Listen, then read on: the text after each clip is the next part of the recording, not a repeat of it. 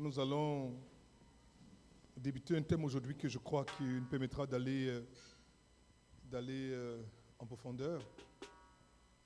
Ce thème a été suggéré par l'Esprit, justement pour répondre aux préoccupations, on va dire légitimes, que l'enfant de Dieu peut avoir et qui, ma foi, par moment, peut tarauder notre esprit. Et le thème d'aujourd'hui, c'est « Cette situation n'a que trop duré ». Alors, la situation peut se définir comme l'ensemble des circonstances dans lesquelles une personne se trouve. Et cette situation peut évoquer une conjoncture, un contexte assez particulier et surtout pas reluisant, pas plaisant, pas confortable, un état de choses pas conforme à vos aspirations, à vos désirs, à vos projets. Ce sont encore des événements qui surviennent et qui semblent vous défier, vous voler votre sourire.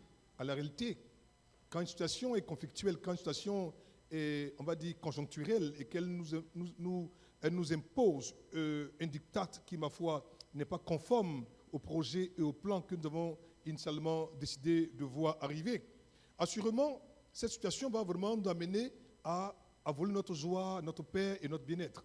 Alléluia. Donc, si ton sourire est volé, c'est qu'assurément quelque chose ne va pas. Cette situation est donc un fait tenace, voyez-vous? Donc, un fait tenace, un fait qui est désagréable, qui défie tout dans votre vie et semble remettre en cause tous vos efforts, toute votre détermination. Vous êtes résolu en début d'année, voilà ce que je vais faire, voilà mes projets, voilà mes plans. Vous travaillez d'arrache-pied avec acharnement, mais à la fin, le but escompté, la quête escomptée, le désir escompté, c'est dit, au moment où je finis l'année, au 6e mois de l'année, voilà ce que je vais atteindre comme objectif, mais à la fin, vous vous rendez compte que tous vos efforts n'ont servi à rien. Voyez-vous? Donc cette situation tenace peut être de tout ordre. Elle peut être spirituelle. Spirituellement, vous avez l'impression que vous stagnez. Émotionnellement, rien n'évolue. Vous avez beau faire ce que vous faites déjà, vous vous sentez toujours blessé, toujours en train de vivre dans le passé, et ainsi de suite. Physiquement, votre santé n'est pas au beau fixe. Ensuite, sentimentalement, l'homme avec qui vous avez pensé vraiment créer ou préparer un projet qui allait déboucher d'abord sur une dot, après sur un mariage, il vous a plaqué, vous a abandonné, ou bien il est là, mais depuis longtemps, il ne se décide pas. Vous, professionnel, votre avancée professionnelle qui, ma foi, devait se faire rapidement, ne bouge pas. Tous vos projets, tout ce que fait, professionnellement parlant déjà, rien ne semble aller dans le sens des projets ou de tout ce qu'il va y avoir à faire dès le départ.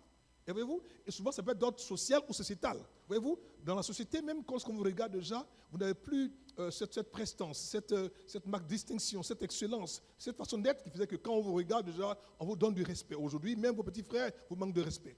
Donc, ces choses, ma foi, ou ces situations qui, ma foi, sont comme des embargos, peuvent avoir une incidence négative sur la personne. Il y a donc, dans ces différents aspects précités, dont on parlait tout à l'heure, spirituel, émotionnel, sentimental, sociétal et même, on va dire, professionnel, il y a même comme des embargos sataniques, sorcellériques, occultes, qui sont levés pour vous empêcher d'avancer. En fait, cette situation que vous vivez maintenant, c'est un embargo.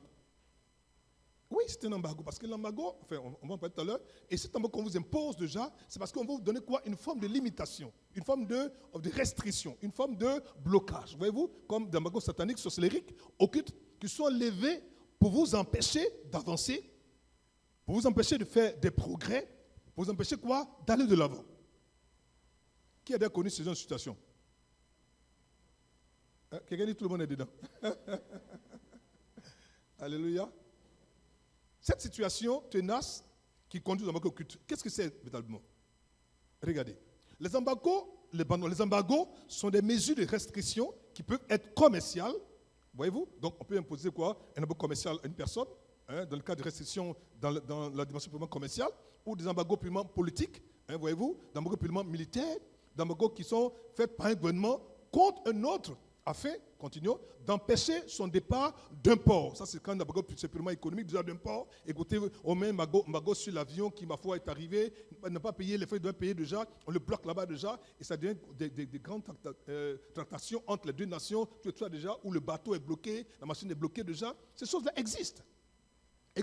Mais ce qui se passe dans le monde commercial, dans le monde, on va dire, de tous les jours déjà, l'ennemi l'a transposé dans le monde purement spirituel. Des hommes, des femmes, quoi, sont bloqués à un endroit, ils ne peuvent pas avancer. Comme si on leur imposé quelque chose, comme une forme de restriction, de limitation, qui dit, jusqu'ici, mais pas au-delà. Tu t'es battu, tu as tout fait pour que le monsieur, évidemment, il se décide. Tu t'es engagé dans cette relation avec lui déjà, il t'a pris la tout sur toi. Au moment où tu te maries maintenant, il ne veut plus te marier. Ça va venir. Reviens petit, reviens.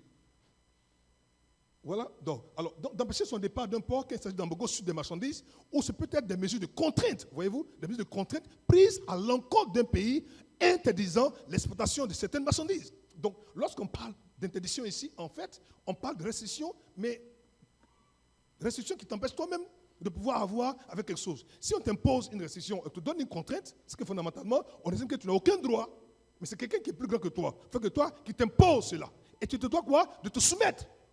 Et c'est ce qui fait peur. Parce qu'en fait, tu dis, mais comment faire pour sortir de là? Comment faire pour avancer? Comment faire pour changer? Tu as beau faire, ça n'évolue pas.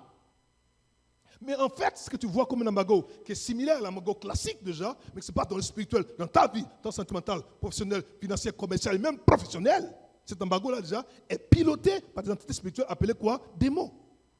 Et c'est ça qui est dangereux. Je me fais comprendre ce soir? Qui comprend ce que je dis? Qui ne comprend pas ce que je dis? Qui comprend? Alors, qui a sa Bible? Levez la Bible que je vois. Levez vos Bibles que je vois.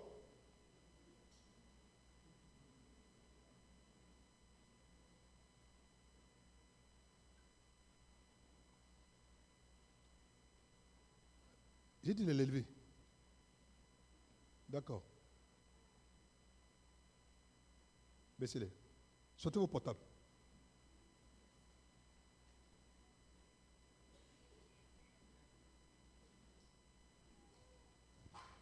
Levez-les que je vois vos portables. Y a-t-il quelqu'un qui a oublié son portable ici ce soir? Est-ce que quelqu'un a oublié son portable ce soir? D'accord. Dimanche, c'était avant-hier. Aujourd'hui, c'est mardi, ça fait 2 jours. Vous avez répété la même chose. Ok. Continuez. Alors, je continue. Continue, fils. Alors, cet embargo, voyez-vous, peut-être des sanctions de nature économique qui peuvent être prises à l'encontre d'un État. Il faut préciser que l'embargo, dans ce cas, est utilisé comme un moyen de pression. Ça, c'est important. Donc, l'embargo ici est utilisé, est employé comme un moyen de pression. En fait, la pression ici est l'instrument par lequel le pouvoir sociologique, le pouvoir occulte, le pouvoir diabolique, véritablement déjà, met sur toi pour t'obliger à faire une chose ou à ne pas faire une chose. Ça, c'est terrible. Il y a des hommes qui sont des femmes, ils ne peuvent pas les marier parce que dans le spirituel, l'entité spirituelle à laquelle il est marié dans le spirituel dit, si tu l'épouses, je te tue. Je parle comme un homme avisé. Voyez-vous, le monsieur, il t'aime. Le monsieur veut de toi. Malheureusement, il est déjà marié dans le spirituel. Donc, l'embargo sentimental qui est sur lui fait qu'on lui dit, si tu t'amuses à l'épouser, toi, je te tue. Ton argent, c'est moi qui te l'ai donné. Ta société, c'est moi qui ai fait que tu prospères aujourd'hui. Tu m'as marié dans le spirituel. Si tu joues, je te tue. Le monsieur, il est là. Il va tourner, ma fille. S'il n'a pas eu ce discernement-là, tu vas faire 40 ans là-bas, là, il ne va pas t'épouser. Il va te faire beaucoup d'enfants, et puis après, tu seras malheureuse. Mais ce n'est pas sa faute. Parce qu'il est conditionné. Il est dans une situation qui fait qu'il n'est pas libre de ce mouvement parce que derrière ce sont déjà, il y a une entité qui fait quoi? Pression sur lui et qui le met dans une situation de contrainte. Je parle à quelqu'un? Ou tu es dans un bureau avec un monsieur, tu travailles comme un malade, tu bosses comme un fou. Mais la place que tu veux avoir là, ou même tu as su l'intérim là, on va prendre un petit qu'on t'a envoyé, que toi-même tu as formé là, il va prendre ta place. Qui a d'ailleurs vu ce genre de choses? Ou bien je plaisante, c'est pas vrai. Continuons, on arrive. En fait, l'embargo est souvent un boycott ou un blocus, voyez-vous, un blocus, pour vous obliger, vous pousser à faire ou à ne pas faire quelque chose qui va à l'encontre des intérêts du pays qui fait l'embargo. Alors, donc ici c'est un pays A qui fait l'embargo sur un pays B, ou un individu A qui fait l'embargo sur un individu B. En fait, c'est celui qui a le pouvoir de porter l'embargo qui, ma foi, contrôle la situation. Donc, ce que tu vis maintenant, ce n'est pas toi, mais il y a quelqu'un de plus grand, plus fort que toi, qui, dans le spirituel, dans le monde de l'invisible déjà, agit par pression et par action sur toi. Ce soir, ça doit finir. Oh, ce soir, ça doit finir. J'ai dit, ce soir, la pression doit se lever. Ce soir, je suis venu casser cette pression au nom de Ça va venir. En langage clair, donc on va le transcrire maintenant dans le monde naturel, dans le monde spirituel. En langage clair, dans une approche spirituelle, l'embargo, ou la situation tenace qui nous défie depuis longtemps, est une mesure de pression, de contrainte occulte, prise par les forces sorcellériques. Il y a des fois où tu sens une forme de pression, tu ne peux pas expliquer pourquoi, mais tu sens que quelque chose ne va pas. Tu ne sais pas d'où ça vient. Tu as beau prier, mais c'est comme un poids bizarre. Une situation bizarre sur toi, ou sur ton travail, ou tes projets. Tu as beau faire des efforts, ça n'évolue pas. Si tu ne pousses pas, que tu n'insistes pas, ça ne va pas s'ouvrir. En fait, c'est fait quoi? À dessein. Ma fille, ne baisse pas les bras. C'est une lutte de tranchées. Vous savez, à l'époque, quand il y avait la Deuxième Guerre mondiale, il y avait un combat qu'on appelle le combat des tranchées. C'est-à-dire que c'est le plus résistant qui gagne la guerre. Ils sont dans les tranchées, dans les trous, et se battent jusqu'à la mort. Jusqu'à la mort. En fait, plus tu vas résister, plus tu vas avoir la capacité d'avoir la victoire sur ton adversaire. Mais moins tu vas résister, plus tu vas te faire avoir. Mon fils, ma fille, ce soir, dis je résiste. Je n'ai pas entendu. On dit ça avec conviction. On dit le bien. Dis-le fort. Ne baisse pas les bras.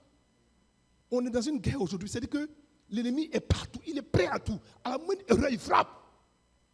À la moindre petite erreur, il frappe. OK? Donc c'est un décret maléfique, voyez-vous, pris à l'encontre soit de l'avancée du progrès, de la réussite, de la santé, de la percée, ou voire de la vie harmonieuse d'une ou de plusieurs personnes, d'une famille ou d'une nation. Donc cet embargo, cette situation tenace, cette situation bizarre qui n'a que trop duré, ma foi, peut être vu comme un décret maléfique, signé par le monde des ténèbres, avec un ordre de la nuit, pour s'assurer que l'avancée, le progrès que tu vas avoir, tu ne l'auras jamais. Et on peut en mettre quoi, cet embargo, ce décret maléfique, sur ta santé, sur ta réussite, sur ton travail, sur tes finances, sur tout ce que tu as de précieux, qui va te faire quoi? Avancer. On mettra quoi? Un décret. Il y a des fois, vous êtes dans une famille où vous allez vous rendre compte que la même famille, les mêmes individus, les mêmes personnes du même âge ou de la même génération sont liés au même problème ou font face à la même situation. Mais pourquoi? Parce qu'en fait, ce décret maléfique déjà ne vise pas un individu, mais vise quoi?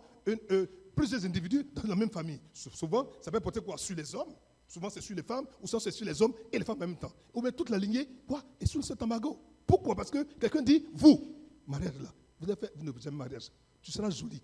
On va te prendre, on va te faire des bébés, on va te déposer, puis on va partir. Mais toi, on ne te marie pas. C'est écrit, embargo.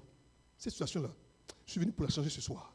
Non, je n'ai pas entendu. J'ai dit, je suis venu ce soir pour la changer. Cette situation-là, elle doit évoluer, elle doit bouger. Tant que tu n'as pas le ras-le-bol de voir ces choses changer déjà, elle ne changera pas. C'est une guerre de tranchées. Une guerre où il meurt, où tu meurs. Mais en l'arrêter, tu ne peux pas mourir. Tu es fait pour vivre. Dis, je vis. Je n'ai pas entendu. On dit ça bien. Dis ça avec réussite. Dis avec force. Dis avec autorité. Continuons. De même qu'on peut empêcher un navire de quitter un port, on peut vous empêcher d'avancer, de dépasser certaines limites, de progresser, d'aller de l'avant. On peut vous empêcher.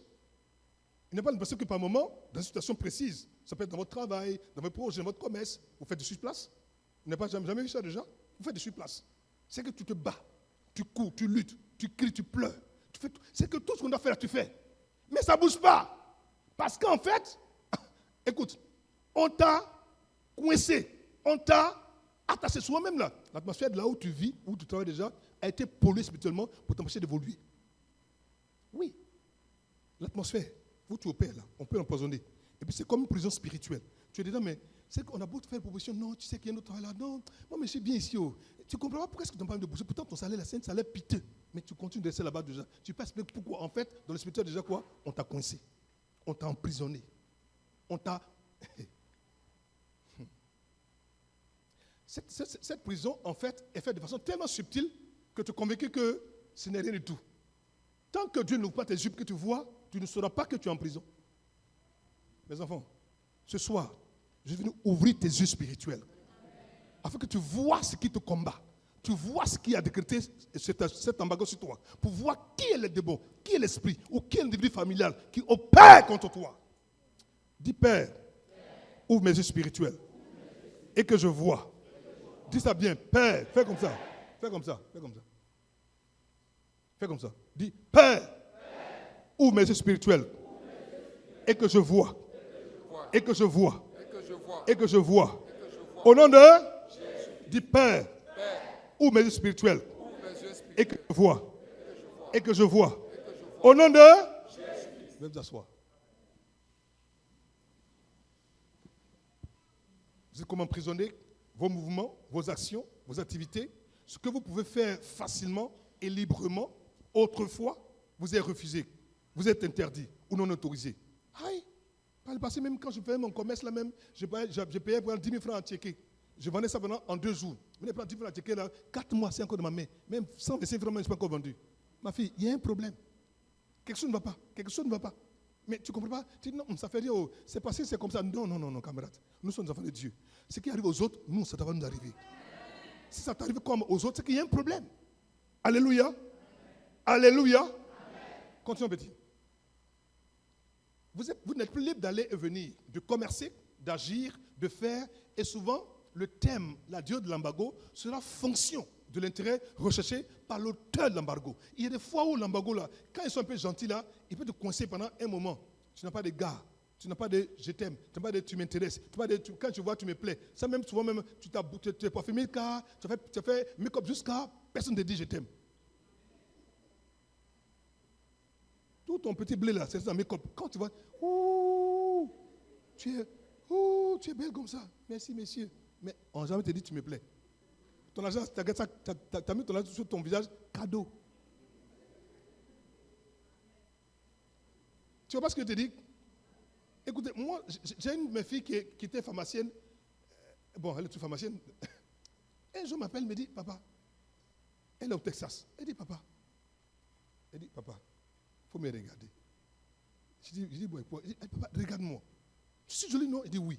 Tu sais que ça fait 6 mois, on ne m'a pas dit bonjour.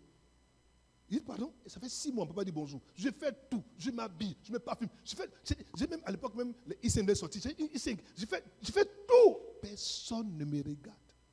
Il dit, parce que c'est pas fait de... Je fais tout. L'odeur que tu dégages là, c'est quelle odeur? L'odeur que tu dégages, c'est quelle odeur? Tu es belle physiquement, c'est vrai. Tu es brillante, tu es pharmacienne, tu as tout. Mais tu dégages quelle odeur? Qu'est-ce qu'on a mis sur toi? Elle dit, il dit, viens toi à Paris. Viens à Paris. Elle est venue à Paris. Démon qui était dedans là, on ne peut pas dire. Tant que tu ne comprends pas ces choses spirituelles, tu penses que tout se résume à ce que tu présentes physiquement, mon fils, ma fille, tu passes à côté de la bénédiction. Le vrai combat commence d'abord dans le monde spirituel. Et si là-bas tu ne gagnes pas le combat, dans le physique, quoi, tu ne gagneras absolument rien. C'est pour ça que ces plateformes de prière sont données aux chrétiens pour prier. Et c'est toi qui sais ce qui te fatigue. Ce n'est pas moi, c'est toi qui le sais. Donc on va prier là. Il faut penser à ça, il faut commencer à crier à Dieu. C'est bon ce que je dis? Ça vous fait du bien? Ça fait du bien à l'occasion du Seigneur que je vois. Donc, souvent, quand tu as la chance, il peut te bloquer un moment, et puis après, il laisse un peu de l'est, et puis tu vois quelqu'un te dit bonjour ma soeur, tu vas bien? Papa, la première marche, on m'a dit bonjour. Et puis après, tu fais grâce un peu, on fait ta dot. Papa, je suis arrivé à dot maintenant, bah, c'est bloqué. Dot chronique, ça fait 15 ans qu'on t'a fait doter. Les gars ne bougent pas depuis. Ah, camarade, c'est qu'elle a fait ça. Tu as pris enfant des gens, tu l'as bloqué quelque part, tu profites d'elle. Et puis tu m'as encore marié depuis. Et quand tu pars, tu dis non, on a le temps. Non, on a le temps. Toi, mais tu attends quoi même? Tu veux quand même. Je suis à toi, non? C'est pas toi qui es là. C'est pas nous sommes là déjà. Pourquoi te presser même? Attends un peu, attends un jour, attends une semaine, attends un mois, attends un an, attends un an et demi, attends 2 ans. Oui, ça fait 15 ans que vous êtes dans le temps. Il t'a fait 5 bébés, 5. Tu as assis là maintenant, 5. Tu as changé de forme. Tu es bizarre. Même quand il dit attends maintenant, tu ne peux plus parler. Tu as parti où maintenant? Tu es allé où? Tu es allé où? Tu es allé où? Et puis quand il te dit, il faut mieux te dire, tu es allé où? Ton père est mort, ta mère est morte. Tu es allé où? Donc tu es serré, ma fille. Tu es là, papa, j'ai fait comment, ma fille? Non, pas de faire comment. Parce que si tu ne crois pas ce que je dis, que tu ne te lèves pas là, vous allez vieillir dedans, car tu vas mourir dedans. Et puis quand le comment t'enterrer là, on n'a même pas dit ton nom. Ton nom devient. Le nom que tu l'as porté là, Zougou là, ce nom là, tu ne vas pas l'avoir. On va t'enterrer ton nom, jeune fille. Mais ce soir, je maudis cette situation au nom de Jésus. Et je prie que quelque chose bouge de là. Dis ça bouge. Dis ça bouge. Dis ça bouge. Dis ça bouge. Dis ça bouge. Dis ça bouge. Au nom de Jésus. Alors, la durée de la situation, la durée de cette situation. Pourquoi est-ce que c'est des situations qui durent indéfiniment, qui durent plus longtemps qu'on ne le croit? Parce qu'en fait, à la réalité, la méchanceté est l'instrument par lequel l'auteur de l'embargo, l'auteur de la situation déjà, va piloter ton existence et ta destinée. Il fera tout pour que justement, parce qu'en fait, il prend plaisir à te voir souffrir. Quand tu te vois malheureuse, il te voit en train de pleurer, en train de ne pas avancer déjà, il prend plaisir à ça. Ça, c'est pas le ça, mais ils sont extrêmement vicieux. Comment un homme qui a 50 ans, jusqu'à aujourd'hui, n'est pas encore marié. Comme ça, tu fais quoi? Regarde les femmes, regarde. Non, tout regarde les femmes. Prends une, marie-la, puis on passe à autre chose. Mais lui-même là, il ne sait pas pourquoi il n'a même pas envie de te dire, je vais te marier. C'est comme s'il est coincé quelque part, il est emprisonné. À cause de quoi? Quelque part, une force diabolique le combat, sans qu'il se rende compte. Oui, il est esclave de quelque chose, mais qu'il ne maîtrise même pas. La durée de l'embargo, regardez. La durée de la situation tenace de l'embargo occulte est fonction de l'entité du groupe occulte ou la personne des ténèbres à l'origine du projet d'embargo. En fait, il y a un groupe X peut être moins dur qu'un groupe Y. Voyez-vous? Donc, il y a des fois, par exemple, toi, tu peux trouver dans l'embargo X, par exemple, où ils sont méchants, mais la méchanceté quoi, est moindre que le groupe quoi, Y, qui lui, par exemple, ne veut rien savoir. Il dit, elle n'a pas de mari, elle n'a pas de mari. Tout ce que tu as touché comme mari, comme grâce, soit on le tue, soit une situation bizarre arrive dans sa vie. Parce que s'il prospère, il va t'épouser. Donc, on va attaquer quoi? Ses finances et son travail. Oh! Donc, la durée de la situation tenace de l'embargo occulte est fonction de l'entité du groupe occulte. Parce que les groupes ne sont pas pareils. C'est un peu comme on va dire quoi, comment dire en bon français? C'est comme des structures de pression occulte. C'est-à-dire que vous allez voir, par exemple, que le club de Paris, le club de Rome, c'est des clubs qui sont clubs financiers, mais ils ont des intérêts différents. Donc, ils n'agissent pas de la même manière. Mais dans le monde spirituel occulte aussi, ils agissent de la même manière. Voilà le groupe de sorciers, par exemple, A, qui est piloté par Zumbaga. Le groupe de sorciers B, qui est piloté par Gunaguna. Par exemple, vous allez voir que chacun des groupes déjà n'agissent pas de la même manière parce que c'est en fonction de la dureté, de la méchanceté qui se trouve dans ce groupe-là que la durée de l'embargo aussi sera quoi? Posée sur ta vie. C'est vrai que quand tu vas prier, comme tu vois qui est le chef de groupe et qui est le méchant déjà, ton rôle, ton devoir quoi? C'est d'être plus violent qu'eux. Continuons. Cette durée sera proportionnelle au degré de méchanceté, de la dureté de l'auteur de cet embargo. C'est ce que je disais tout à l'heure. La durée de l'embargo est aussi fonction du domaine sous embargo. Ouf. La durée de l'embargo est aussi fonction du domaine sous embargo. La durée de l'embargo, c'est au regard de la décision du monde des ténèbres que cette situation sous contrainte, sous pression, bloquée, va durer ou non. En fait, il y a des fois où on peut mettre quoi? Ta vie sentimentale sous embargo, quand ta vie professionnelle quoi? N'est pas sous embargo. Vous voyez ce que je dis? C'est-à-dire que sentimentalement, tu es encore quelqu'un de bien, il fait ta dot, tu te maries, mais malheureusement, mais ton travail c'est coincé. Pourquoi me regarder comme ça? Hein? C'est tellement vrai. Donc de continuer. Ah d'accord. C'est au regard de la décision du monde des ténèbres que cette situation sous contrainte, sous pression, bloquée, va durer ou non. Continuons. Il peut décider de mettre votre vie sentimentale sous un embargo plus long si c'est le projet qui leur tient le plus à cœur à saboter. Quand votre vie professionnelle sera relativement quoi? Tranquille ou vice-versa. En fait, il peut prendre quoi? C'est que ta vie sentimentale est bloquée, mais ton travail quoi? Est libéré. Mais en fait, dans la réalité, on ne peut pas avoir une vie sentimentale sans travail. Oh! Dites-moi, quel amour on peut faire sembler? Et la réalité, ce n'est pas possible. Elle dit, c'est pas possible. Parce que si tu as si le monsieur, il est mouc, mais il est piqué, c'est ça, non? Il est piqué comme avec beaucoup de piqûres. Mais comment est-ce qu'il peut prendre son temps pour que tu sois heureuse dans ton foyer? Il part t'inviter au resto, il part t'habiller, il part te donner à manger. Mais mon ami, amour comme ça peut aller quelque part. Oui ou non? Donc le blé là, c'est important. Hein? On dit c'est jamais doux. Alléluia. Donc le diable est marié. Donc en fait, le fait qu'il libère ta vie sentimentale, qu'il bloque tes finances, en fait, il t'a vraiment bloqué. Parce que l'un entraîne la conséquence de l'autre. C'est parce que j'ai un bon travail, que j'ai un bon social, que je peux même penser quoi? Vouloir me marier. Mais si malheureusement, ma vie professionnelle est bloquée, est sous embargo, quel courage j'aurais pour dire à une fille, je t'aime. Et puis vous connaissez les filles d'ici là. Comme ça, tu fais quoi? Ah non, c'est-à-dire que... J'ai dit, tu fais quoi? Non, c'est-à-dire que tu fais quoi? C'est-à-dire que tu fais quoi? Non, c'est-à-dire que papa a dit que bon, dans la vie là, il ne faut pas juger les gens par l'apparence. Il dit oui, c'est vrai, mais toi, tu fais quoi? C'est pas ce que vous dites? Ou bien vous sortez, vous regardez dehors là, vous voyez que rien n'est garé. Et puis vous voyez l'entrée de marché, il dit on fait quoi ça? C'est pas ce que tu dis, on fait quoi ça? Il marche, il s'en là. Ouais, ou bien, et puis maintenant, il est en train de lutter avec tout le monde là-bas. Il dit, bon, maintenant, monsieur, ton amour là, il faut garder ton amour pour toi, ça ne m'intéresse plus. Alléluia. Donc, c'est pour ça que, mes enfants, je vous en supplie, si vous voyez qu'une situation de votre vie est sous embargo et que l'autre situation est libérée, il y a forcément une conséquence logique qui découle de l'une à l'autre situation. Ton rôle, quand tu vois une situation qui est bloquée déjà, prie. Parce qu'en fait, cette situation qui est bloquée, si elle est débloquée déjà, elle va affecter quoi? Les autres. Mais le plus souvent, la situation sous embargo affectera celles qui est moins affectées, ce qui, en fin de compte, reviendra au même. Continuons. Vous êtes comme dans une situation spirituelle, sentimentale, professionnelle, financière, qui ne semble pas vouloir évoluer positivement, et cela d'année en année. Et il y a des gens qui vivent ça. C'est que, quelles que soient les années qui passent, déjà, tu vois que tu te bats, tu cries, mais la situation quoi est perdue. Comme si cette situation quoi te nargue, te tense pour te dire, tu dis quoi? Tu es des chrétiens, pourquoi au début ça ne change pas? Ça c'est un défi. Hein?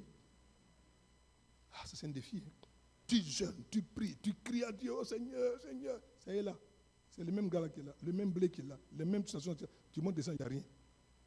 Mais ce soir, je sens que quelque chose va se passer ce soir. Mon cœur me dit ce soir, là, il va y avoir un déblocage bizarre. La nature de l'embargo spirituel ou occulte. Regardez.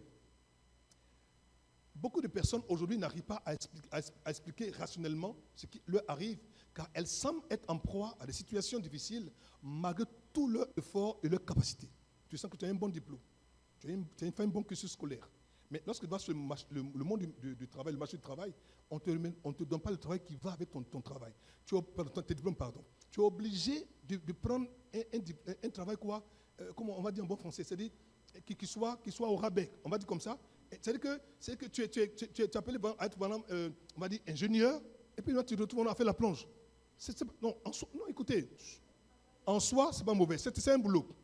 Mais si tu fais le boulot, on met pendant 1 mois, 2 mois, 6 mois, 1 an, ça va. Mais ça fait 15 ans que tu fais la même plonge là, camarade.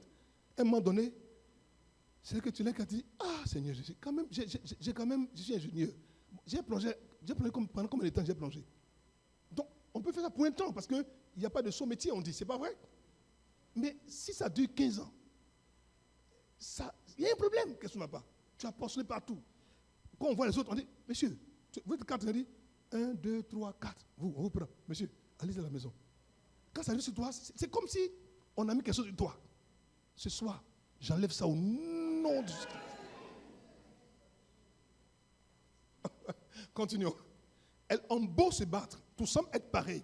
Ces situations douloureuses relèvent d'une autre vie qu'on vous impose, j'aime ça, dans le monde invisible. Petit, même moi sans couleur. Cette situation douloureuse relève d'une autre vie, comme si vous vivez la vie de quelqu'un d'autre. Et ça, dans le monde occulte, c'est courant. Écoutez-moi, je vais vous dire une chose. Quand dans une famille, il y a un homme fort, une femme forte qui opère cette dimension déjà, on peut prendre ta santé, et puis on la donne à un autre enfant, et on prend sa santé bizarre, et on te la donne. Et on peut prendre ton travail, vice-versa. Et c'est, oui, j'ai connu ça, oui. Et si vous n'êtes pas tombé sur un homme de Dieu qui a la conscience des choses spirituelles, vous allez vivre la vie de quelqu'un d'autre, vous allez mourir dedans. Ouh. Du Père. Oh, tu ne peux pas révolter ce soir. Asseyez-vous. Asseyez-vous. Parce que qu'est-ce que vous avez même? Qu'est-ce que vous avez? Vous avez froid comme ça ce soir-là. Il y a quoi? C'est la vérité. Quand vous êtes révolté là, le Saint-Esprit aussi il est révolté. Levez-vous. Dis, Père, Père, ce soir, je refuse cette situation douloureuse, et je refuse de vivre la vie de quelqu'un d'autre. Père, alors que je parle même, et que je prie, je chasse, détruis,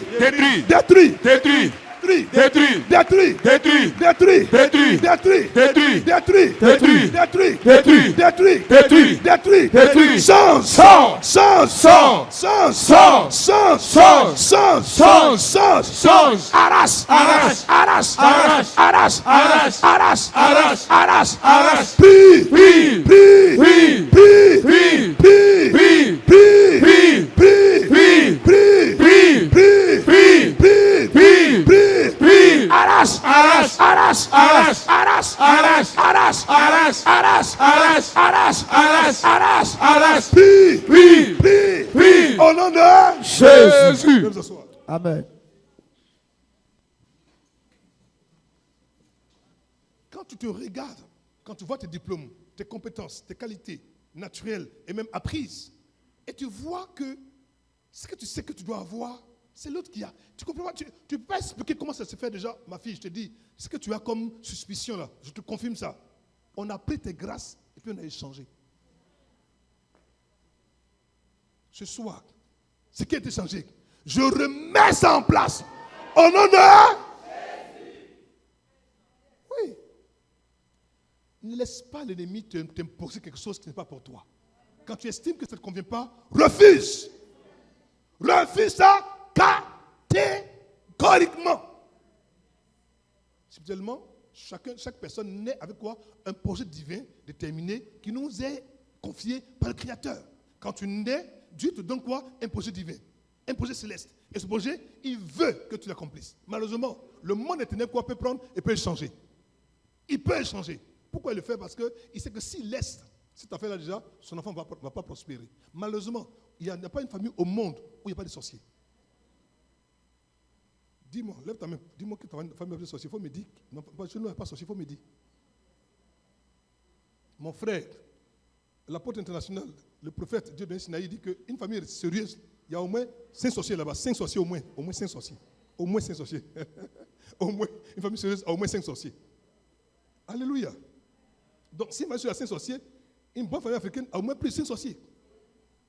Toutefois, il peut arriver que des forces que nous ne connaissons pas, qu'on ne voit pas, puissent se liguer pour s'opposer à ces missions divines. Continuons. Depuis notre enfance, notre adolescence, et même certains à notre majorité, et pour certains jusque dans la vieillesse, il y a des fois où ce que tu fais déjà commence au moment où tu nais. Il y a des gens qui ont eu des naissances douloureuses, compliquées. Pourquoi? Parce qu'on a vu dès leur naissance, dans le sein de leur maman déjà, l'étoile qu'ils représentaient, qu'ils allaient porter. Et si souvent dans les familles où les parents sont avisés pour les protéger déjà, on peut les tuer à la naissance, ou à l'adolescence, ou à la maturité, ou même pendant la vieillesse, on peut les tuer. On fait tout pour qu'ils puissent se lever. Regardez Christ. Regardez Christ. Regardez Moïse. On a voulu les tuer depuis le sein de leur maman. Pourquoi? À cause qu'ils portaient, qu'il ait fait quoi pour l'humanité. Ce soir, quelque chose doit changer.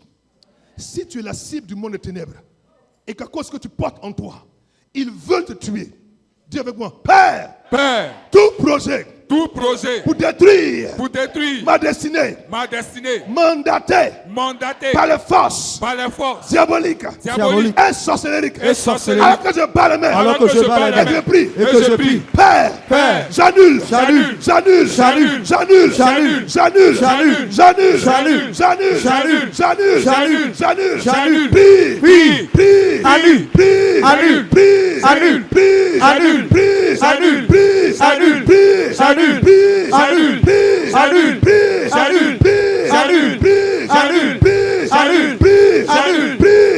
au nom de Jésus.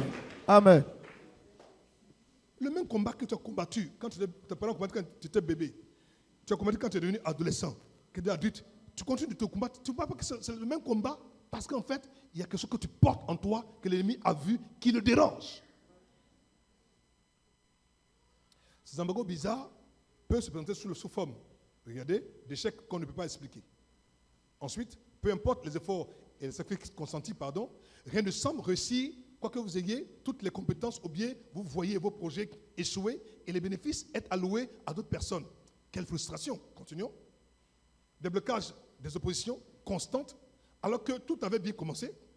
Ce qui est facile pour tout le monde, vous avez du mal à surmonter les obstacles, et sans raison aucune, tout s'arrête et se complique au fur et à mesure que vous avancez. Vous prenez de l'âge, mais vous ne voulez pas, comme se doit, dans votre vie professionnelle, sentimentale, financière ou d'affaires. Pourtant, vous prenez de l'âge. Ce qui est juste, ce qui est normal, c'est qu'au moment où tu prends en âge, quand tu augmentes en âge, tu vas voir si tes affaires augmentent aussi en compétences, en puissance, mais ce n'est pas le cas. C'est que tu as même 40 ans, mais tu as le même revenu que quand tu avais 15 ans. Je maudis ça au nom de Jésus. Quand c'est au travail, les promotions sont comme réservées pour les autres, pas pour vous. Même le nouveau venu que vous avez formé obtient la place, le poste pour lequel vous avez travaillé durement depuis longtemps. C'est quoi cette affaire? Tu travailles durement, lui il a les bénéfices. Tu te bats dans les promotions. Tu fais tout celui qu'on regarde. Pourquoi? Parce qu'en fait, comme si quoi, on vous a rendu quoi? Invisible dans la société. Pour les hommes d'affaires, les commerçants, c'est comme si vous êtes un aimant qui n'attire que la faillite et l'échec. Et les mots comme non, désolé, ce n'est pas pour vous, sont les réponses qu'on vous donne à chaque fois. Mais aujourd'hui, quoi? Je chante, ça sera oui. Merci, c'est pour toi. Je reprends. Pour les hommes d'affaires, les commerçants, c'est comme si vous êtes un aimant qui n'attire que la faillite et l'échec. Tout se fait quoi? Faillite, échec, banqueroute. C'est-à-dire que vraiment vous faites faillite. Ensuite, et les mots qu'on vous dit le plus souvent, c'est non, monsieur, non, désolé, ce n'est pas pour vous. Pourquoi ce n'est pas pour moi? Pourquoi eux vont obtenir puis moi je vais obtenir? Ce sont les seules réponses qu'on vous donne quoi à chaque fois. Mais ce soir, je renverse cette situation. Je déclare qu'à compter maintenant, on te dira oui. Dis oui, c'est moi. Dis oui, c'est moi. Dis c'est pour moi. Non, dis c'est pour moi. Non, dis c'est pour moi. C'est pour moi. Dis-le. C'est pour moi. Dis-le fort. C'est pour moi. Dis-le fort. C'est pour moi. Dis-le fort. C'est pour moi. Dis-le. C'est pour moi. Dis-le. C'est pour moi. Au nom de Jésus. Jamais qu'on va dire dans la famille que oui, il y a une bonne nouvelle que quelqu'un va se marier, c'est jamais toi. Cette fois-ci, ça sera toi. C'est pour moi. Pourquoi est-ce que c'est toujours les filles de la tante X qui se marient, les fils de tonton Y se marient, et la tante Y là, ça ne se marie jamais. Aujourd'hui là, je change cette affaire. Au nom de Jésus. Continuons. Découragement et désespoir. Il faut partir aussi du lot de ces situations bizarres.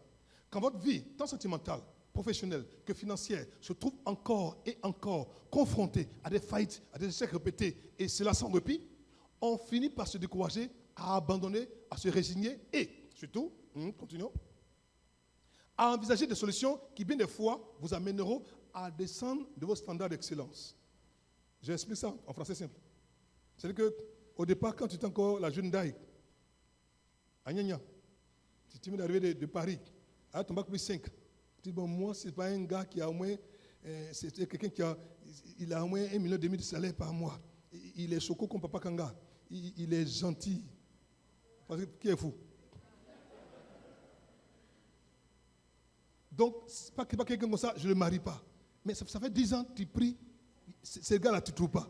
Tu dis, bon, c'est pas grave, bon, 2,5 millions maintenant, bon, même s'il a 500 000 même, j'ai me débrouiller. Même si papa guide, même qui porte pantalon, même si c'est pas grave, mais ça ne fait rien. On ne sait jamais, je les laver, je les nettoyer, je les rendre jolis. Jusqu'à maintenant encore, ça ne va pas. Dis, bon, c'est grave, même si ce n'est pas ses amis qu'il a 150 000 même là, ça ne fait rien. Ma fille, pardon, il ne faut pas descendre plus. Mais là où ça va, c'est compliqué. Donc, écoutez, le diable, il est rusé, il est malin. Il vous accuse jusqu'au point où tous vos standards d'excellence, vos standards, tout ce que vous avez voulu avoir déjà, vous revenez quoi à la baisse. Vous abaissez tout. Non, ma fille, n'abaisse pas. Ça prouve que tu n'as même pas foi que ce que tu demandes à Dieu, Dieu peut te le donner. Reste là où tu es. Crie à Dieu, dis à Dieu, je foi en toi. Même si on regarde humainement, c'est impossible. Mais divinement, spirituellement, ça sera possible. Alléluia. Qui avait fait ça? N'ayez pas honte. Hein? Ne revois pas tes standards d'excellence à la baisse. Tu vois, pour certains, à revoir leur principe de vie, c'était à tourner le dos au Seigneur pour arriver. Il y a des fois où même, tellement on t'accuse même que d'autres on va dans la main de Dieu. Regardez, donc, c'est au point où les gens disent, je tourne le dos au Seigneur parce que je veux ce que le monde peut me donner. Écoutez-moi, le monde et sa gloire, sa riche passion ne pourra jamais te satisfaire. Jamais. Parce que c'est ça qu'on appelle la richesse. Tu as tout ce que le monde peut avoir, et puis la nuit tu pleures. Mais c'est justement là où l'ennemi voulait vous conduire. Il veut t'amener à sortir de la volonté de Dieu. Il veut t'envoyer quoi? Sur son terrain. Là où quoi? On tue. Là où on détruit. Là où on est anéanti. Il te prend de là où tu étais couvert sous Dieu. Il te conduit là où c'est tout quoi? La mort, la destruction. Satan, il n'a pas pitié. Pour toi, c'est l'argent. Pour toi, c'est la gloire. Pour toi, c'est le nom. Lui, ce qu'il veut là, c'est ton âme qui cherche. Reviens petit. Loin de la présence de Dieu, de sa couverture pour vous détruire. Tout ce que Satan veut, c'est vous détruire. C'est pour ça que ma fille et mon fils, pardon, écoute-moi, laisse-toi avertir. Quelle que soit la teneur, la profondeur, la noirceur, l'ardeur de ce que tu vis maintenant comme situation difficile, quel que soit le domaine que ça t'affecte, je t'en supplie, ne laisse pas Satan te faire sortir de la main de Dieu, sortir de sa présence, de sa couverture. Parce que c'est là-bas qu'il doit te conduire pour te tuer. Si tu as tué là, ça sert quoi au bout d'argent? Dites-moi, quand on meurt, on va avec voiture, on va avec milliards, on va avec le joli pain, on va avec le bijou en or, en diamant, on va avec ça. Donc, il t'a tué, c'est toi qui as perdu. C'est resté ici, non? Donc, je vais te donner un petit conseil. Peut-être que tu as regardé, tu as dit, bon, au départ, je voulais quelqu'un qui allait me donner, il avait 2,5 millions de salaire, il habite à Cocody, il aime bien les petites voitures, il est choco, il parle bien français, il est joli garçon, il est fringué, tout ça, tout et tout. Mais tu as regardé, ça ne va pas. Tu es descendu un peu seulement, juste un peu. Bon, même si c'est un frère en Christ, au moins il craint Dieu. Il ne fume pas de drogue. C'est encore un garçon. Parce que tous les garçons ne sont pas garçons. Moi, quand je vous dis la vérité, mes filles, tous les garçons ne sont pas garçons. C'est un garçon encore. Il craint Dieu. Quand papa Eman lui parle, il écoute. Tu prends ça, dis papa Eman, bon, vraiment, je voulais quelqu'un qui a 2,5 millions. Bon, lui là, pour l'instant, il a 120 000. C'est pas grave. Avec ça, on va prier car, parce qu'il faut intercéder pour nous là. Il va monter un peu, regarde 300 000. Hein? Au moins, il craint Dieu. Au moins, on lui parle, il va comprendre. Au moins, il aime le Seigneur. Au moins, il sera ton ami, ton partenaire. C'est-à-dire qu'avec lui, tu peux te construire. Mais quand tu mets ta barre trop haute, toi-même, tu sais qu'à tes moments, il n'y a même pas blé dans le pays. Camarade. Les gens comme ça sont, et puis, en général, ils sont tous mariés. Ils sont pas mariés déjà, c'est les gens bizarres de la façon là. Vous voyez, les gens bizarres là. Donc, ma soeur, à côté est mieux. Dis à ton voisin, à côté est mieux. Tape-le, il faut dire à côté est mieux. Il ne faut pas arrêter, il faut dire à côté est mieux. Hein? Continuons. Alors, les différents secteurs d'opération des embargos occultes. Quels sont les secteurs dans lesquels on peut imposer des embargos occultes? Dans quels secteurs? Regardez. L'embargo démoniaque peut être imposé dans plusieurs secteurs de la vie. Ce sont, premièrement, l'embargo de la vie. Donc, globalement, déjà, la vie même peut être placée sous embargo. C'est le cas où même votre naissance a été un combat acharné, un combat difficile, un combat pénible pour avoir accès à la vie ordinaire. Les enfants même qui naissent pour naître, là, mais déjà même, la maman a du mal à prendre une grossesse. Et puis la grossesse va se coucher jusqu'à... Tout ça, c'est un embargo. Elle est couchée comme ça, tout pendant des mois et des mois. Jusqu'à l'enfant vient au monde. Souvent, il vient au monde, il vient au monde prématuré. Après, même pour accoucher, au accouchement, l'enfant a les maladies de l'accouchement. C'est compliqué. Tout c'est dit, complications comme ça, jusqu'à tu nais. Vous avez vu des enfants comme ça? Mais en fait, tout ça, c'est fait parce que l'ennemi déjà voit l'étoile que tu portes sur toi. Donc, depuis le sein de ta maman, déjà là, il dit, lui, si ne le tue pas, là, je suis foutu. Donc, n'ayez pas peur. Un enfant pareil là, c'est parce qu'il a quelque chose de grand qu'il porte en lui. Les naissances prématurées, les maladies à l'accouchement qu'on ne peut expliquer et qui surviennent sans explication. C'est-à-dire que tu dis, mais qu'est-ce qu'il a? Mais il n'y a rien. Maman, il ne faut pas bien, papa, c'est pas bien, mais pourquoi toi tu viens autant de problèmes? Parce qu'en fait, fondamentalement, basiquement déjà, quelque chose que tu as qui dérange le diable. Continuons.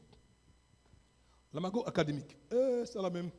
Vous avez du mal à finir un cursus scolaire normal dans le temps. Des fois, vous faites les classes 2 fois, 3 fois, 4 fois, même souvent même 8 fois. Oui, moi quand je fais le bac à l'époque, j'ai une amie qui a fait le bac 8 fois. Elle m'a dit, Eddie Blaise, c'est ma voisine, Eddie Blaise. Bac assis, mais pas bac, il fait bac, jusqu'à ce qu'il y ait un bac. Et puis elle a eu le bac. Comment j'ai obtenu mon bac? Elle a fait le bac, 8e fois, elle a loupé, c'est la 9e fois qu'elle a eu le bac. Mais je vous en prie, quand elle a eu le bac là, elle n'a plus jamais échoué jusqu'à ce qu'elle sorte. Aujourd'hui là, elle est commandant de douane. Elle dit, tant qu'il y a bac là, elle a fait un bac, elle est partie à l'INSEE, boum, DT, boum, elle est allée là, boum, boum, aujourd'hui là, commandant de douane. Elle a dit, si il n'y a pas bac ça là, je n'arrête pas. Courageuse, déterminée. C'est-à-dire, une fille, tu sais qu'elle veut réussir. C'est ça que je vais vous communiquer aujourd'hui. L'esprit, la mentalité quoi, des guerriers, des guerrières. Ne baisse pas les bras. Si les autres ont réussi, toi aussi tu peux réussir.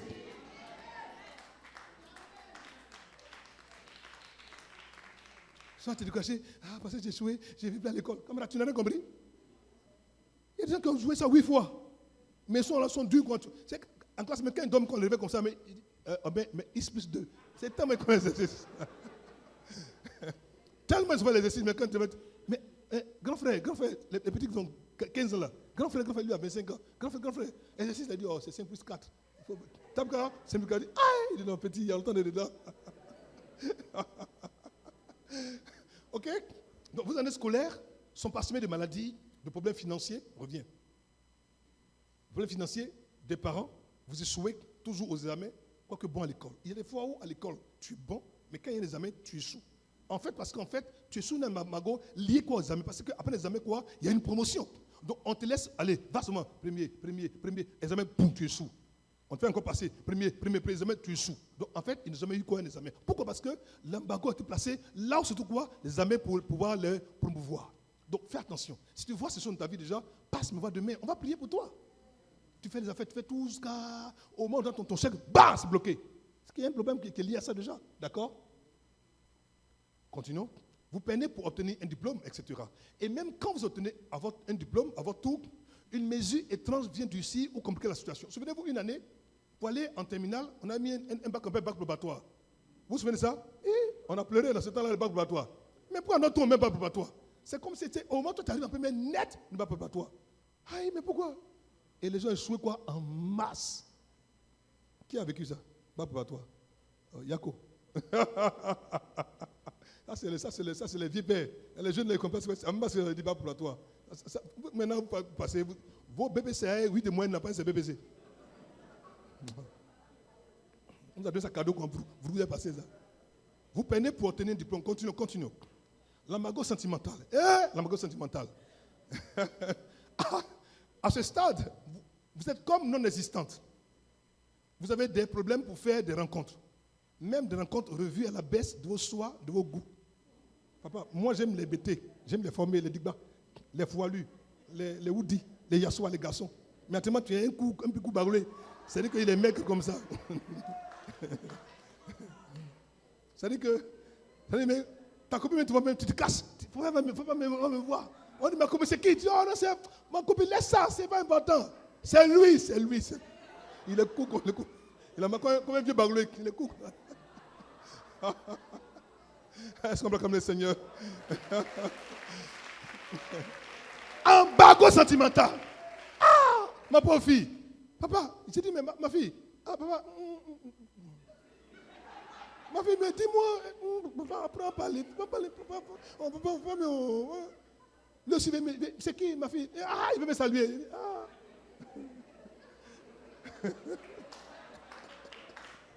Vous vous souvenez ce que le pape avait dit sinon? Sa fille a envoyé monsieur pour aller présenter son père spirituel. Mais elle va voir son père avant. Elle dit, papa, pardon, il ne faut pas rire. Si tu vois, monsieur, il ne faut pas rire. Papa, pardon, pas rire. Mais comment ça? Elle ne peut pas. Mais quand le monsieur est venu, voilà la tête du monsieur, voilà sa tête. Ah! Ok, mon frère Sinaï, lui, sa bouche là, il dit, ah, vraiment.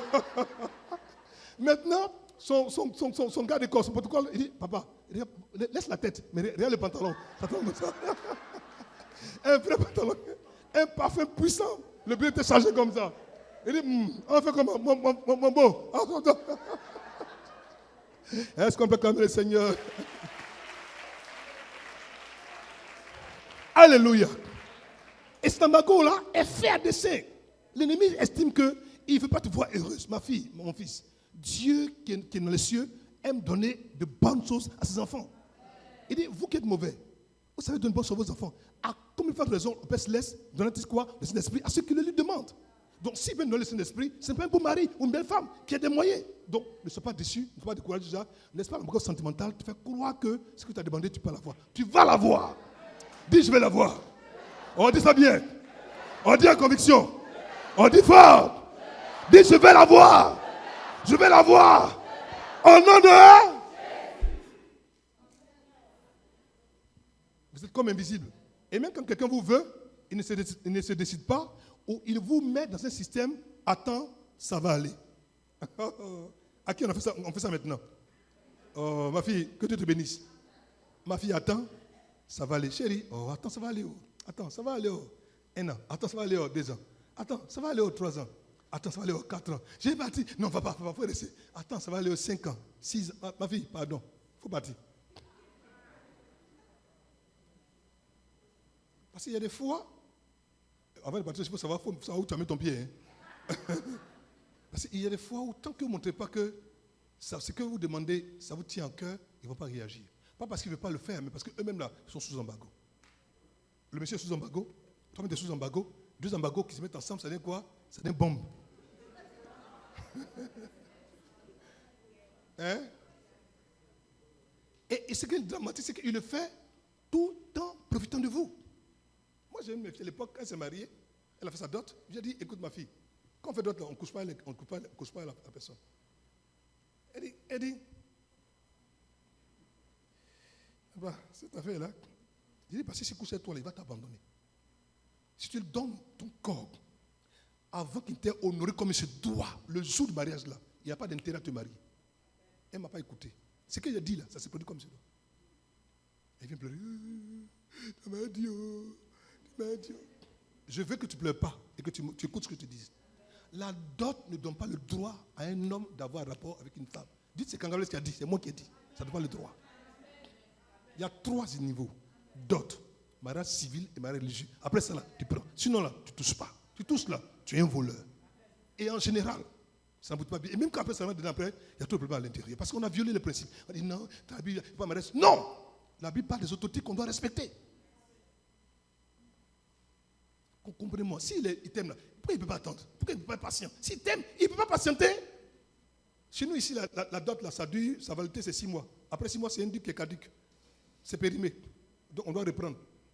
Donc, on ne peut pas reprendre, marie-toi, puis ça va finir. Mes filles, regardez bien la dot de sa dot, attends, venez me voir.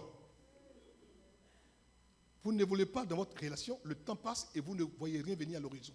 Quand souvent vous arrivez à la dot se prime, car cela fait des années que vous attendez et rien à l'horizon. Souvent, avec beaucoup d'enfants ou avec aucun enfant. Il y a des fois où vous avez fait des dots, ils ont fait des enfants dedans. Vous avez fait 15 enfants, ou bien souvent, un seul enfant maintenant pas. Et c'est compliqué, et c'est douloureux. Les femmes sont misérables, elles sont amères, elles sont toujours aigries, elles sont toujours en colère, parce qu'en fait, elles se rendent compte que tu t'es servi d'elles, tu l'as utilisé. Et c'est méchant. Mes fils, pardonnez, je vous en prie. Vous savez, si tu fais ça aux enfants des autres, là, on va faire ça aussi à vos enfants. C'est une loi spirituelle. Honorez les enfants des autres, ils vont aussi honorer vos filles. Si vous les maltraitez, on maltraite vos enfants. C'est tout. Continuons. Souvent, vous vous mariez, mais sans aucune raison véritable. Le mariage qui était promoteur est confronté à des situations de blocage étranges, pas d'enfantement, pourtant vous portez bien. Et souvent c'est fait à dessein parce que, en fait, en bloquant l'enfantement déjà, on s'assure qu'il y ait quoi? Un malaise dans le foyer. Parce que, en fait, pourquoi on se marie? Pourquoi on travaille? Pourquoi on commerce? Parce qu'à la fin, on va être heureux. À la finalité, tout ce qu'on fait déjà, c'est le bonheur. Mais le bonheur escompté, le bonheur recherché dans le mariage, dans l'affaire ou dans l'investissement déjà, n'est pas atteint. Donc, en fait, Satan sait. Donc, il met un blocage. Et quand il y a le blocage, il a dit, je vais voir. Il n'est pas dit qu'ils sont arrivés, ils vont comprendre. Et ils se réjouissent de cette affaire. Ou bien, après votre mariage, le mari perd son travail sans raison valable. Ce qui entraîne une situation insupportable à la maison. C'est-à-dire que le monsieur, il était un bon boulot, mais il t'a marié net. Pour il perd son travail. On ne sait pas pourquoi c'est licenciement. Pourtant, au départ, c'est pas. Et puis il a dit, son papa m'a dit, mon fils, quand il parlait de quelque chose, depuis que tu as marié la fille, tu n'as pas vu que tu as des problèmes? Est-ce que je suis pasteur depuis plus de 30 ans? Je sais de quoi je parle. Et si le monsieur, son amour n'est pas fondé, n'est pas enraciné déjà, tu deviens maintenant quoi, sa sorcière ou son sorcier? Voilà comment est-ce qu'on divise des couples qui sont toujours aimés. Tu vas maintenant prendre maintenant un numéro bizarre, ce qui va te montrer, tu vas comprendre. Mes enfants, quand vous voyez ces choses se produire, pas parce que ce monsieur ou ces femmes-là n'est pas ta femme, c'est parce que quelque part, vous portez quelque chose en vous qui tire le monde des ténèbres, on vous met dans cette situation pour détruire votre couple, n'est pas que le bonheur se présente. Levez-vous dans la prière et priez. On va s'arrêter là pour ce soir. Que Dieu vous bénisse.